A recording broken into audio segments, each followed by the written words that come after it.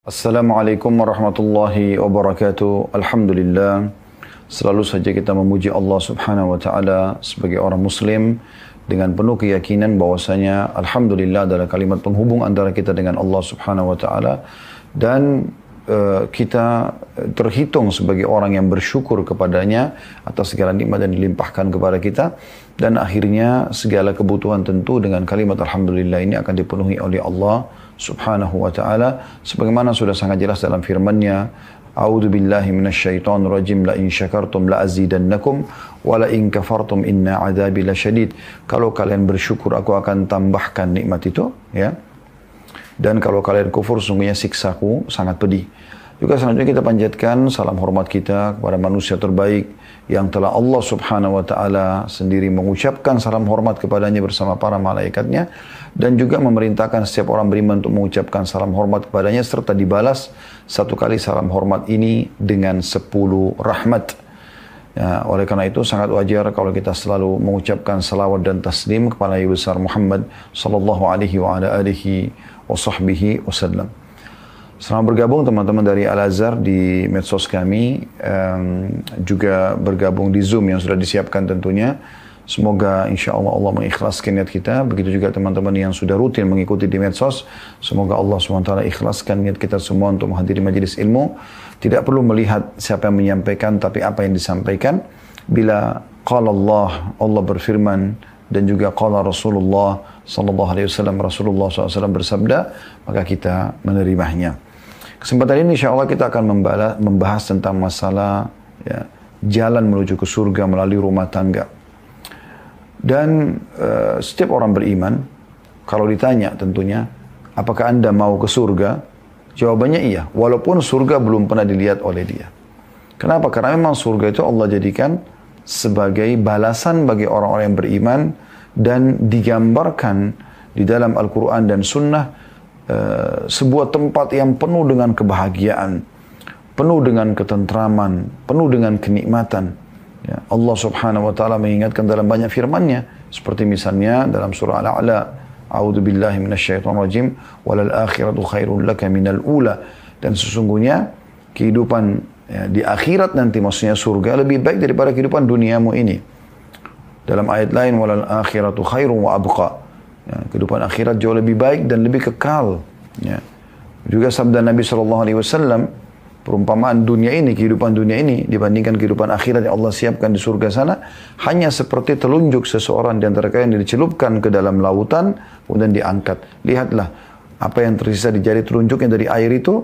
Nah, itulah dunia ini, dan laut yang luas adalah akhirat. Berarti memang sesuatu yang luar biasa gitu, ya. Sesuatu yang besar-besar yang Allah janjikan di sana. Dan kita memang diciptakan oleh Allah subhanahu wa ta'ala sebenarnya menjadi ahli surga, teman-teman sekalian. Tidak ada orang muslim yang tidak tahu, kecuali yang memang betul-betul jauh dari agama, tentang bagaimana Nabi Adam AS, manusia pertama yang Allah ciptakan dari tanah. Begitu juga dengan istrinya Hawa AS, Allah masukkan ke dalam surga. Kemudian Allah turunkan di muka bumi untuk menjalankan tugas sebagai khalifah di muka bumi, ya. Dan akan kembali ke surga. Kita semuanya akan dikembalikan ke sana. Tapi kembali ke sana itu harus diikuti dengan ketaatan kepada Allah subhanahu wa ta'ala selama di dunia. Allah telah tentukan umur seseorang antara kita untuk kita gunakan maksimal dalam ibadah. Dan Allah terapkan atau tetapkan dalam Al-Quran surah Az-Zariyat, surah nomor 51 ayat 56 tentang tujuan hidup kita. Keberadaan kita di muka bumi ini, kalau kita tanyakan untuk apa saya ada di sini, maka jawabannya ini. A'udzu billahi minasyaitonir rajim, wa ma khalaqtul jinna wal insa illa liya'budun. Aku tidak ciptakan jin dan manusia kecuali untuk beribadah kepadaku. Jadi tujuan memang untuk sholat, untuk puasa, untuk ibadah-ibadah yang memang akhirnya akan membawa kita ke dalam surga, gitu kan? Dan menjauhi semua apa yang Allah larang, karena orang-orang yang melanggar akan Allah hukum dengan neraka. Di dalam sebuah hadis yang sahih, Allah SWT berfirman kepada surga, kau adalah rahmatku yang aku berikan balasan kepada hamba-hamba yang patuh. Dan Allah SWT berfirman kepada neraka, kau adalah siksaku yang aku hukum orang-orang yang membangkang dan melanggar. Baik, kita kerucutkan bahasan kita ke judul kita tentang masalah rumah tangga, ya. Meraih surga melalui rumah tanggaku. Ya, artinya ada satu wadah yang sangat memudahkan kita sebenarnya untuk meraih surga Allah subhanahu wa ta'ala. Dan Seluruh ibadah bisa kita kerjakan di dalam wadah itu. Dan itulah rumah tangga. Itulah rumah tangga. Dan Allah menjadikan pernikahan antara laki-laki dan perempuan akhirnya membangun rumah tangga ini sebagai tanda-tanda kebesarannya. Kita akan buka ceramah kita ini dengan firman Allah Subhanahu wa taala. Teman-teman bisa membuka dalam surah Ar-Rum. Surah Ar-Rum, surah nomor 30 ayat 21. Ya, silakan dibuka Ar-Rum surah nomor 30 ayat 21. Bunyinya, A'udzu billahi minasyaitonir rajim, wa min ayatihi an khalaqa lakum min anfusikum azwaja. An khalaqa lakum min anfusikum azwajan litaskunu ilaiha wa ja'ala bainakum mawaddatan wa rahmah inna fi dzalika laayatin liqaumin yatafakkarun. Artinya, dan di antara tanda-tanda kekuasaannya, kekuasaan Allah, N-nya besar, kata ganti Allah kalau anda lihat terjemahannya ya, ialah dia menciptakan untukmu istri dari jenismu sendiri, manusia dengan manusia, ya. Supaya kamu cenderung dan merasa tentram kepadanya. Artinya ada rasa suka, kemudian akhirnya terjadi interaksi biologis, ya. Dan dengan terjadi interaksi biologis, maka ada kehamilan dan ada populasi manusia yang merupakan sebuah sistem yang Allah sudah buat, harus ada populasi manusia, gitu. Dan dijadikan di antara kamu rasa kasih dan sayang. Kapan kita bisa dapatkan ini? Kalau menjalankan rumah tangga sesuai dengan apa yang Allah ajarkan. Ya. Yaitu menjalankan masing-masing kewajiban sebagai suami istri, ya, sebagai orang tua dan anak, gitu kan. Kemudian setelah itu, ya, yang tentunya Allah bebankan. Kemudian setelah itu, bagaimana seseorang kalau sedang menghadapi permasalahan dari karakter pasangan, dari kekurangan-kekurangan, maka yang salah minta maaf, yang benar memaafkan. Maka rumah tangga itu akan penuh dengan kasih dan sayang. Sesungguhnya pada demikian itu, kata Allah, di pernikahan sebagai terbentuk rumah tangga itu terdapat tanda-tanda kebesaran Allah bagi kaum yang berfikir. Bagi kaum yang berfikir. Jadi dari ayat ini, Allah Subhanahu wa ta'ala menjadikan rumah tangga itu sebagai wadah, ya, menunjukkan tanda-tanda kebesarannya, dan akhirnya kita bisa melakukan ketaatan kepada Allah dan ujung-ujungnya masuk ke dalam surganya Allah. Baik teman-teman sekalian, kita coba dalam pembukaan juga ini kita renungi beberapa hal, ya. Yang pertama, rumah tangga itu memang sebuah wadah, ya, sekaligus kegiatan yang sangat bernilai yang mendatangkan semua jenis kesuksesan dan kebahagiaan. Begini maksudnya. Kalau seandainya ada orang tampan sekali, cantik sekali, laki-laki dan perempuannya, masing-masing punya kelebihan paras wajah, postur tubuh, segala macam. Ada juga orang yang sukses secara ekonomi, kaya raya sekali. Ada juga orang yang sukses di jenjang akademik, sampai S2, S3, ya. Ada juga mungkin orang sukses misalnya di jabatan, ya. Dia punya jabatan yang tinggi di pemerintahan misalnya. Semua itu teman-teman sekalian bisa langsung jatuh nilainya dan dianggap kesuksesan dia semu di mata masyarakat saat ada pertanyaan yang muncul, sudah menikah atau belum? Kalau dia bilang belum, jawaban belum saja, sudah cukup di mata masyarakat atau di mata manusia secara umum, berarti orang ini masih punya kekurangan, ya. Padahal dia sangat tampan, sangat cantik, ya.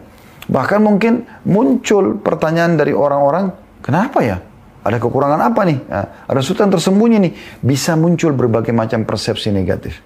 Walaupun dia sudah sampai jenjang tertinggi akademiknya, walaupun sampai jenjang tertinggi, level tertinggi di perusahaan yang dia bekerja atau di pemerintahan dari jabatannya, ya, walaupun dia sudah melimpah ruah hartanya. Saya subhanallah secara pribadi juga beberapa kali ketemu dengan orang kaya raya secara ekonomi. Tapi saya tidak sengaja nanya misalnya, Masya Allah ada berapa anaknya? Oh, saya belum menikah Ustaz. Muncul tiba-tiba dalam pikiran saya, belum menikah. Ada apa sebenarnya? Apa masalahnya? Ya. Dari sisi lain, kalau seandainya ada orang yang mungkin biasa saja teman-teman sekalian paras wajahnya. Ya kalau kita ngomong pas-pasan mungkin ya. Tidak tampan, kalau laki-laki tidak cantik, mungkin jenjang pendidikannya tidak tinggi, mungkin jabatannya tidak ada, ya. Mungkin tidak ada hartanya, tidak ada jenjang pendidikannya. Tapi subhanallah, sosok ini muncul seorang perempuan misalnya dari sebuah kampung, gendong anak. Dan pada saat ditanya, anaknya ya bu? Dia mengatakan iya. Subhanallah, di saat itu orang anggap orang ini punya prestasi dan kesuksesan. Kenapa? Karena sudah menikah. Itu fitrah. Kenapa? Karena memang Allah subhanahu wa ta'ala menjadikan pernikahan tanda-tanda kebesarannya. Ya. Itu prestasi kesuksesan sebenarnya. Saat seorang laki-laki bisa menjadi status suami atau status ayah, ya pada saat sudah punya anak. Seorang wanita menjadi status istri dan sudah punya anak menjadi status ibu. Itu prestasi tertinggi. Ketika seorang laki-laki mungkin biasa saja orangnya secara fisik, tapi ternyata ada istrinya di sebelahnya, ada anak-anaknya jalan bersama dia. Subhanallah, kekurangan fisiknya itu bisa hilang di mata orang, ataupun mungkin tidak punya jenjang pendidikan atau harta, tapi orang berpikir orang ini sudah menikah. Itu yang saya masukkan di poin pertama dalam renungan pembukaan kita gitu. Dia sebuah wadah sekaligus kegiatan yang sangat bernilai, yang mendatangkan semua jenis kesuksesan juga kebahagiaan. Dan dari situlah beranjak kesuksesan kita. Kita bisa membangun prestasi kita dalam rumah tangga itu. Seorang laki-laki mungkin tidak punya kedudukan di masyarakat, tapi depan istrinya dia bisa punya kedudukan. Seorang wanita mungkin biasa saja di tengah masyarakat, tapi depan suaminya dia bisa dimuliakan. Seorang tua punya kekurangan banyak misalnya, tapi dia dimuliakan di depan anak-anaknya. Anak-anak belum paham apa-apa, tidak punya apa-apa di masyarakat, tapi bagi orang tuanya mereka adalah hal yang sangat mahal dan bernilai. Dibela, dididik, dan segala macam. Yang kedua, sebuah wadah rumah tangga itu dan kegiatan yang sangat tepat melampiaskan semua jenis kebutuhan biologis. Kayak kata-kata cinta, rindu, puisi, ungkapan bahagia, bahkan sampai interaksi fisik. Ciuman, pelukan, sampai peletakan kemaluan di kemaluan. Dengan cara yang benar dan terhormat. Itu pernikahan. Allah kan memberikan kita syahwat nih. Kita pasti punya hawa nafsu, ingin interaksi sama lawan jenis kita. Ingin menatap, ingin ngobrol, ingin memegang, menjamah, ingin mencium, ingin memeluk, ingin meletakkan kemaluan di kemaluan. Karena setiap laki-laki pemilik sperma, dia akan punya fitrah ingin menumpahkan spermanya. Karena itu bibit manusia. Dan setiap wanita juga berangan-angan ada sperma yang masuk ke rahimnya, kemudian dia hamil dan dia punya anak. Ya. Sehingga dia berstatus istri dan ibu gitu kan. Nah di saat kita butuh itu, Allah siapkan wadah, yaitu pernikahan. Rumah tangga ini. Sehingga akhirnya seseorang punya cara untuk mengungkapkan semua kebutuhan biologisnya. Anda lihat banyak anak muda banyak pacaran untuk apa? Untuk pengungkapan ini sebenarnya. Ya. Ada potensi dalam diri dia yang harusnya dia ungkapkan, tapi dia salah. Dia arahnya ke zina. Yang Allah katakan, wala taqrabuz zina, jangan dekati zina itu. Jadi dari kata-kata, dari pelukan, dari ciuman, sampainya peletakan kemaluan di kemaluan. Ini yang salah. Dan mereka menjauhi pernikahan. Padahal pernikahan dan rumah tangga itu adalah sesuatu yang diperintahkan. Dan ada persepsi di tengah masyarakat kita yang perlu diperbaikin. Kesannya orang kalau menikah muda itu sesuatu yang memilukan dan memalukan. Padahal justru itu yang baik. Dia sedang menjalankan perintah agama. Ya. Dan dia punya tempat pelampiasan yang benar dalam masalah biologisnya. Nanti akan kita jelaskan lebih dalam di inti bahasan kita tentang masalah ya, tujuan-tujuan daripada rumah tangga itu. Ya, selain memang dari tujuan itulah kita beranjak untuk mencapai ke surga Allah Subhanahu wa taala. Yang ketiga, sebuah wadah dan kegiatan yang penuh dengan rasa kasih juga cinta, perhatian dan pengorbanan. Disitulah saatnya seorang laki-laki melakukan pengorbanannya ya. Karena cinta itu isinya adalah pengorbanan dan pengabdian. Dia melindungi istrinya, dia memenuhi kebutuhannya, dia menyayanginya, mengelusnya dan segala macam, memenuhi kebutuhannya. Seorang wanita juga melampiaskan, memberikan perhatian kepada suaminya, memasakkan masakan yang terbaik, merawat anak-anak, dan menata rumah dan seterusnya. Ya.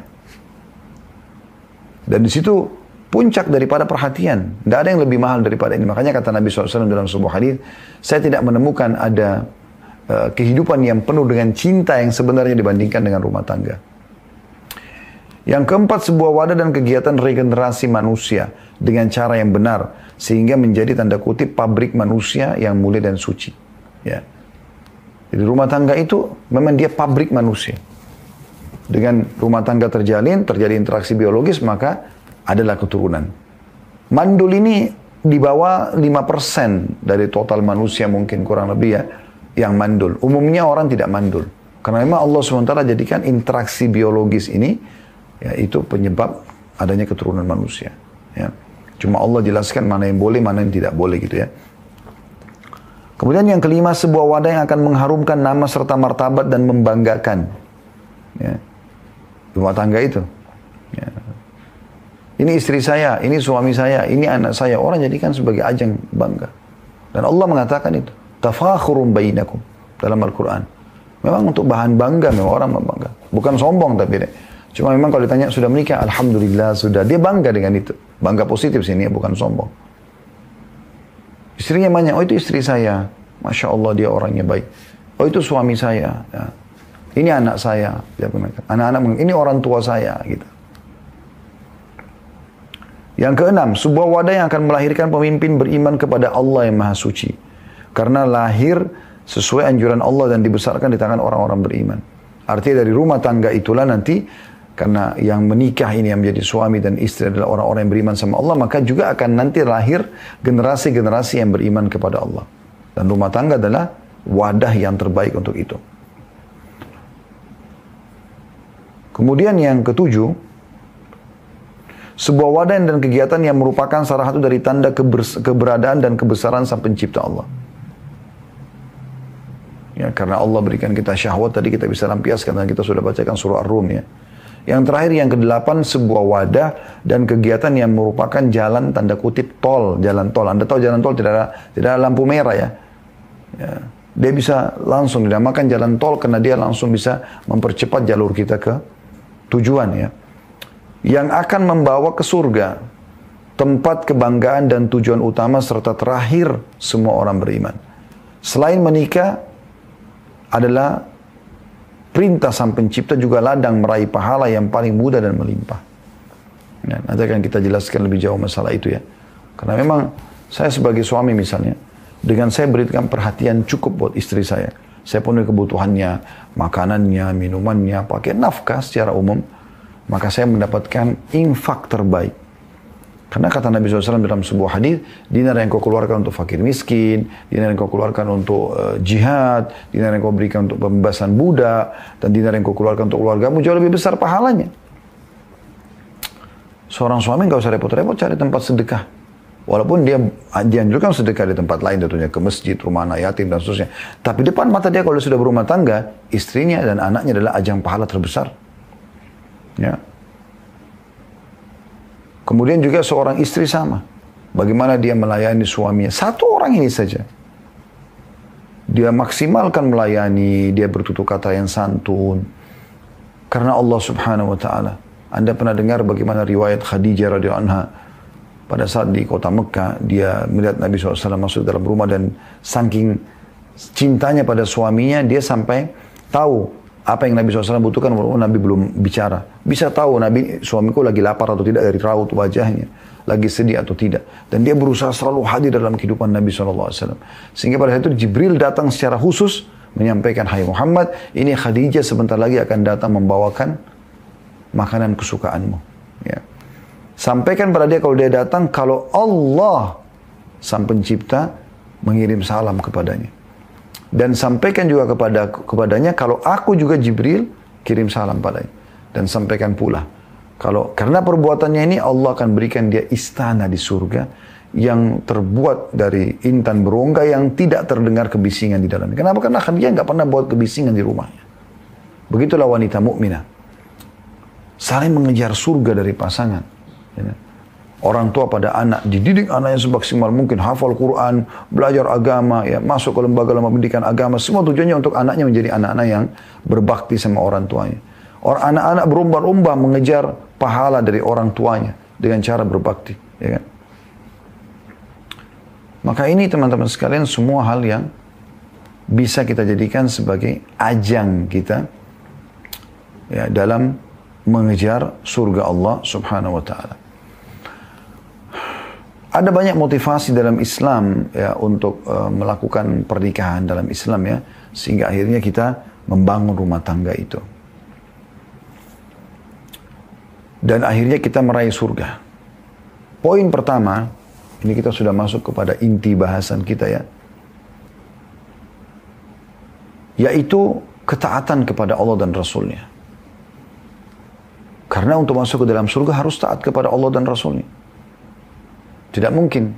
Bahasa sederhananya beriman. Gitu kan. Atau bahasa langsungnya beriman. Allah subhanahu wa ta'ala memerintahkan membangun rumah tangga itu. Jadi kalau kita kerjakan, kita sedang ibadah.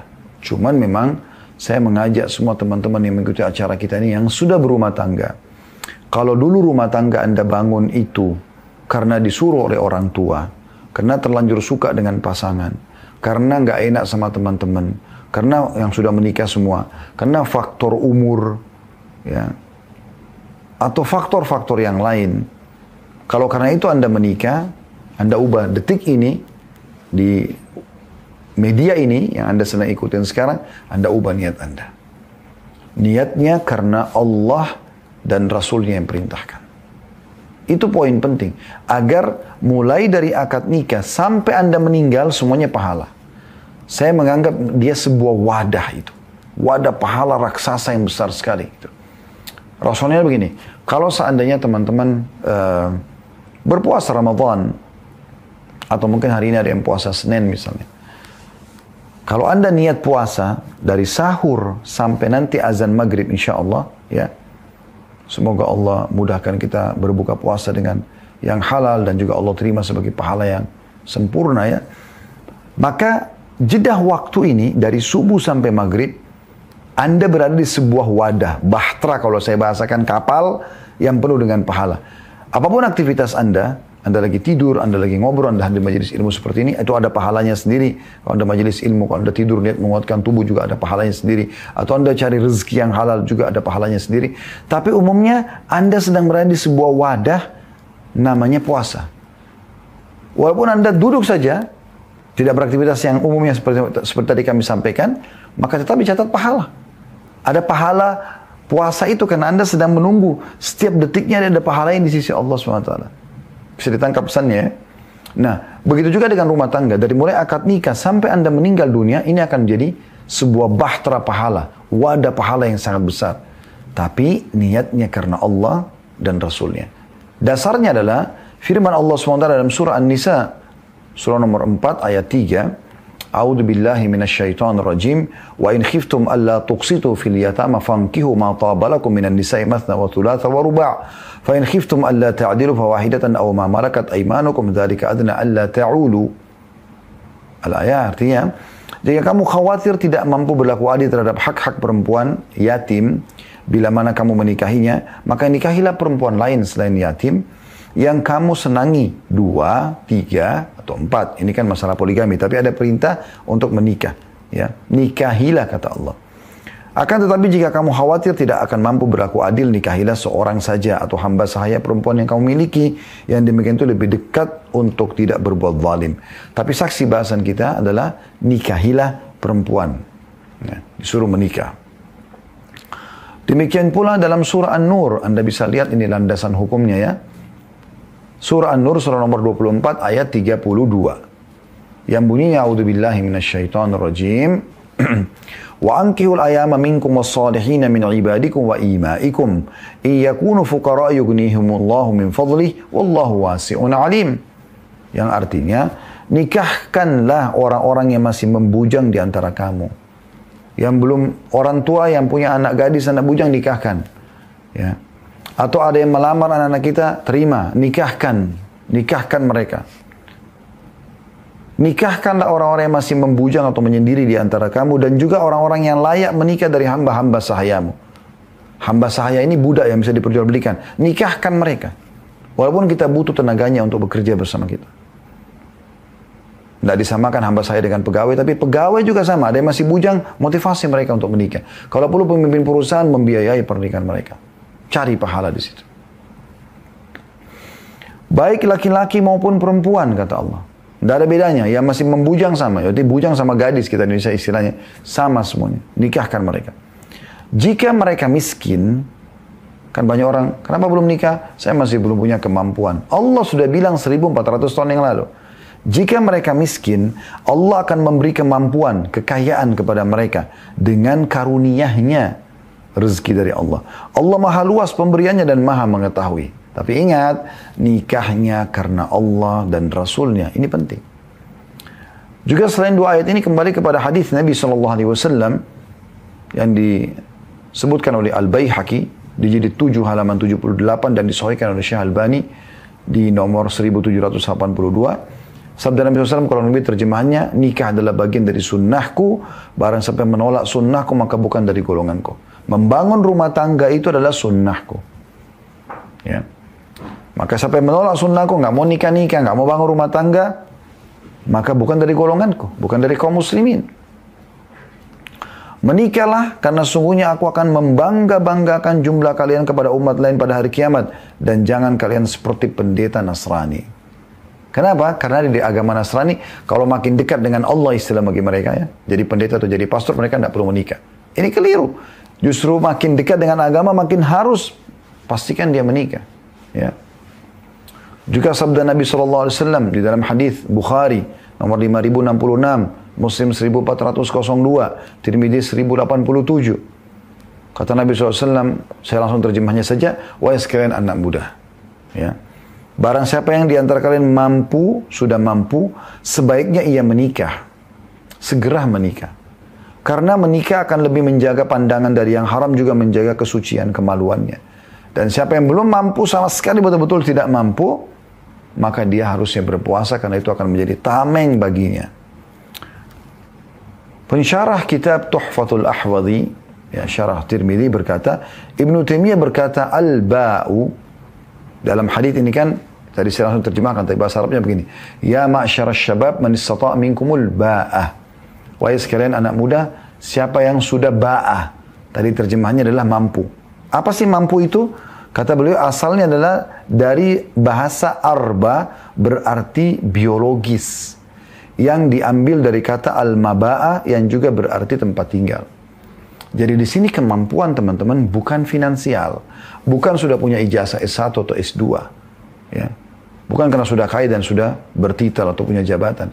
Tapi mampu biologis. Si laki-laki sudah siap menuangkan spermanya. Si perempuan siap menerima sperma sehingga hamil dan jadi ibu nantinya.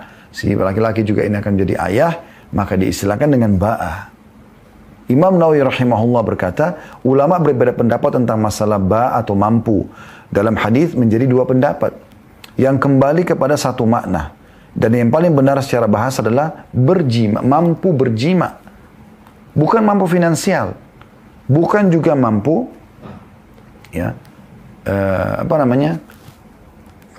titel karena sudah punya pendidikan, punya jabatan.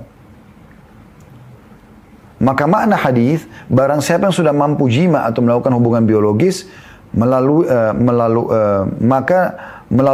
maka menikahlah, ya. Maka menikahlah. Dan barang siapa yang belum mampu, maka tidak ada kewajiban bagi dia, ya, untuk menikah selama dia, ya, menjaga pelampiasan pada yang haram. Para ulama lain juga berkata, adapun orang yang tidak mampu melakukan jima atau biologis, maka ia tidaklah butuh berpuasa untuk mengontrol syahwatnya. Kalau dia betul-betul orang lemah syahwat sekali, gitu kan, maka dia pun tidak butuh menikah, dia tidak butuh juga puasa, ya. Maka dari sini bisa bermakna kemampuan menjalankan kewajiban, ya. Diambil dari kitab Tuhfatul Ahwadhi, jilid 4, halaman 168-169. Tapi inti daripada bahasan kita di tujuan pernikahan pertama ini adalah bagaimana supaya meraih surga, ya. Niatkan karena Allah dan Rasulnya yang perintahkan. Juga ada hadis, ya, Nabi SAW yang menunjukkan pernikahan itu memang bukan cuma sekedar perintah Allah dan Rasulnya, tapi memang sunnah yang dianjurkan oleh Allah SWT kepada setiap Nabi dan Rasul. Dan mereka memotivasi umatnya agar menutup pintu syaitan mengalihkan kepada perzinahan. Sebagaimana sabda Nabi SAW riwayat Tirmidzi nomor 1086 dengan sanad hasan sahih. Kata Nabi SAW, arba'un min sunanil mursalin. Ada 4 perkara termasuk sunnah para nabi-nabi dan rasul. Al-haya'u yang pertama. Punya rasa malu. Melakukan perbuatan dosa kepada Allah. Malu mengambil haknya orang lain. Yang kedua, watta'attur. Menggunakan wangi-wangian. Menjaga kebersihan dan kerapian. Yang ketiga, wassiwak. Membersihkan mulut dengan siwak. Dan yang keempat, wan nikah. Dan nikah. Ya. Ini berarti memang bukan main-main ini. Perintah agama. Ya. Perintah agama. Kemudian tujuan yang kedua, teman-teman sekalian, adalah penyempurnaan agama. Jadi selain daripada memang dilakukan karena ketaatan kepada Allah Rasulnya, juga Anda perlu tahu, kalau Anda sudah menikah, tadi saya sempat sebutkan dalam pembukaan kita, dia wadah panen pahala, wadah kesuksesan, gitu kan.